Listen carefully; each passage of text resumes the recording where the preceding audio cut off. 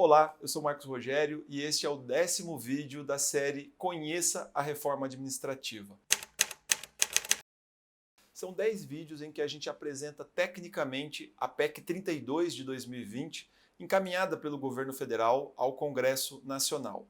Se você quiser conhecer o conteúdo dos demais, acesse o endereço ao final deste vídeo.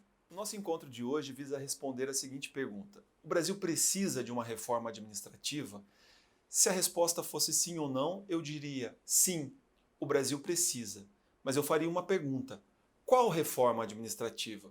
Porque a reforma proposta pela PEC 32 e que também está espalhada na PEC 186 e em outras propostas que o governo tem tramitando no Congresso Nacional, ela parte de um pressuposto falso.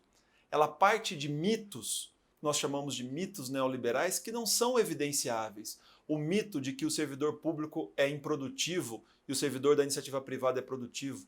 O mito de que o Estado é ruim e que o mercado é bom. O mito de que é fundamental você quebrar a estabilidade para melhorar a eficiência. O mito de que o Estado precisa ser privatizado. Então, esses mitos se somam a outras mentiras que o governo conta sobre a reforma que também não são admissíveis. O governo diz que tem muitos servidores públicos. Isso é mentira. Se nós compararmos o número de servidores públicos existentes no Brasil, nós vamos perceber que temos cerca de 11 milhões de servidores. Só que, em relação à população, nós temos 5,6% da população ligada ao serviço público.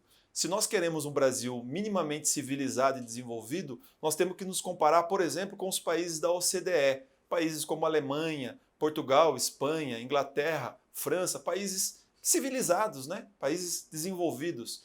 E na comparação com esses países, o Brasil precisaria ter, no mínimo, o dobro de servidores. A média da OCDE é de 10% da população ligada ao serviço público. Aqui no Brasil é 5,6%. Percebam, então, que a informação de que o Brasil tem muito servidor, ela é falsa. Outra coisa, onde estão os servidores públicos brasileiros? Nós vamos perceber que 57% dos servidores públicos brasileiros estão nos municípios. São professores, auxiliares de enfermagem, médicos, enfermeiras, são servidores administrativos. 57% estão nos municípios. Então, quando você fala que tem muito servidor público, passa a impressão de que tem muito professor, que tem muito profissional de saúde, muito profissional da área de segurança. E isso nós sabemos também que não é verdade. Outro mito contado de forma repetitiva é que o servidor público ganha muito. Ora, onde está concentrado o maior número de servidores, que é nos municípios, a média salarial é de R$ 2.900 e a média salarial na iniciativa privada ela é de R$ 2.100. Então, esse mito também não se estabelece. É evidente que existem distorções e nós precisamos corrigir essas distorções. Um país que preza pela igualdade não pode ter gente ganhando 40, 50, 60 mil e outros ganhando um salário mínimo ou menos do que isso. Então, é fundamental que a gente busque isso. Mas perseguir a igualdade, combater os privilégios, não pode servir de desculpas para fazer uma transformação tão radical e nefasta como esta prevista na PEC 32. Mas então, Marcos, o que nós deveríamos fazer numa reforma administrativa? A primeira coisa é que o debate da reforma precisa ser pautada pelo diálogo. É preciso chamar a universidade, chamar os representantes dos servidores, chamar os técnicos, a sociedade e construir uma proposta por meio de diálogo. Essa proposta, por exemplo, tem que incluir a regulamentação da avaliação de desempenho. Já está previsto na Constituição, precisa de uma lei. Essa proposta precisa debater temas como: nós temos um país em que o salário inicial do servidor público acaba sendo alto. Só que do salário inicial ao teto da carreira, o servidor atinge muito rapidamente. Depois ele atinge o teto, ele não terá mais estímulos para continuar se qualificando, se envolvendo.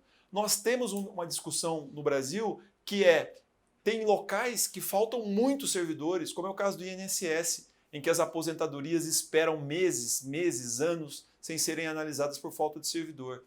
O debate da reforma administrativa tem que levar em consideração como estão sendo prestados os serviços públicos atualmente e o que o Brasil precisa. E este debate é um debate que só pode ser feito trazendo todas as partes para a mesa. Então, sim, o Brasil precisa de uma reforma administrativa, mas não, o Brasil não precisa da proposta de reforma administrativa trazida pela PEC 32, porque ao invés de reformar, ela desmonta o estado de bem-estar social conquistado em 88 e desmonta a própria ideia de serviço público prevista na Constituição. Este tema é fundamental para os servidores e para os usuários do serviço público. Por isso, se informe, participe do debate, participe das discussões. Não deixe que um tema tão estratégico como esse fique restrito aos políticos de Brasília.